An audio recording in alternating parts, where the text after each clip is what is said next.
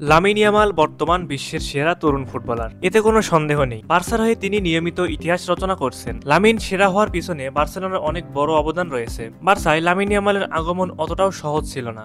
Albert পুজ Lamine ইয়ামালকে কিভাবে sign করেছিলেন তা রিভিল করেছেন তিনি নিজেই। চলুন বিস্তারিত ভিডিওতে জেনে নিন। লামিন ইয়ামাল লা টোরেটায় ছিল। সে কেবল সপ্তাহান্তে রোকাফোর্ডায় যেত, কারণ তার বাবা সেখানেই ছিল। যাই হোক, লামিন ইয়ামাল ইতিমধ্যে স্পানিওলের ট্রায়ালে গিয়েছিলেন। এর আগেও তারা তাকে নোটিশ করেছিলেন। তারপরে লা টোরেটার দুইজন গুরুত্বপূর্ণ ব্যক্তিত্ব উপস্থিত হন। সভাপতি সাফা রদ্রিগেস এবং জুয়ান গ্যাসকন ইসিদ্রে গিল লা টোরেটার খেলার গ্রাউন্ডে যান এবং সেখানে জিজ্ঞাসা করেন যে তাদের কোনো ভালো প্লেয়ার আছে কিনা, এবং গ্যাসকন উত্তর দেন, দেখো, একজন ছোট্ট ডার্ক স্কিনের ছেলে আছে যে সত্যিই খুব ভালো খেলে। স্পানিওল যাকে স্কাউট করেছিল তার কথা বলছি, মানে লামিন ইয়ামালের কথা বলছি। পরের দিন তাদের একটি ম্যাচ ছিল এবং তারা 6-0 গোলের ব্যবধানে জিতেছিল। তিনি বলেন, ঠিক আছে, এই ছেলেটিকে বার্সার হয়ে খেলতে হবে। একজন স্কাউট লামিনকে দেখার সঙ্গে সঙ্গে একটি ইমেল পাঠিয়ে দিয়ে বলেন, যাকে আমরা ইসিদ্রের সাথে দেখেছিলাম। এছাড়াও লা টোরেটা এবং স্পানিওলের সাথে পার্টনারশিপ সাইন করে ফেলছে। পারফেক্ট। লা টোরেটার সাথে যোগাযোগ করা হলো। তারপরে লামিন ইয়ামাল ট্রায়ালের জন্য আসলেন। লামিন তাদের সাথে ট্রেনিং সেশন করেছিলেন এবং শেষ 30 মিনিটে তারা একটি ম্যাচও খেলেছিলেন। যদিও লামিন তাদের চেয়ে 1 বছরের ছোট ছিল,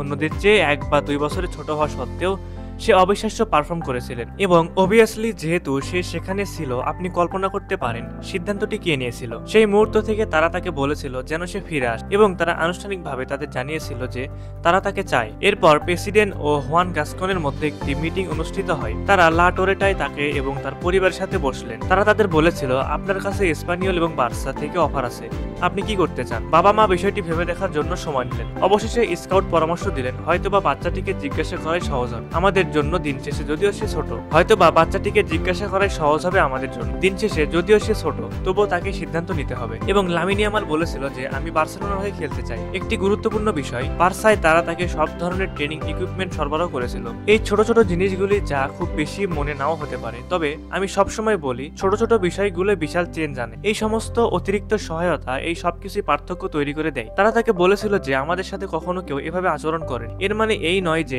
স্পানিওল মানুষকে ভালো আচরণ করে না, কিন্তু আমরা তাদের সঙ্গে আরো ভালো আচরণ করেছি।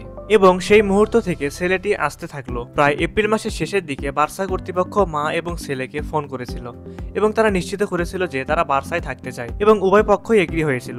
সেই মুহূর্ত থেকে লামিন আর কখনোই লা টোরেটার হয়ে খেলেন। সে তার বাবার সাথে কয়েক মাসের জন্য তার নিজের হোম কান্ট্রিতে ছুটিতে গিয়েছিল। এরপর পরের সিজনে, অর্থাৎ 2014-15 সিজনে সে আনুষ্ঠানিকভাবে সেপ্টেম্বরে বার্সায় যোগদান করে। তারপর থেকেই তিনি বার্সেলোনা দাপিয়ে বেড়াচ্ছেন। বর্তমানে তিনি বার্সার সেরা ফুটবলার। শুধু বার্সা নয়, ইউরোপ তথা বিশ্বের অন্যতম সেরা ফুটবলার তিনি বর্তমানে।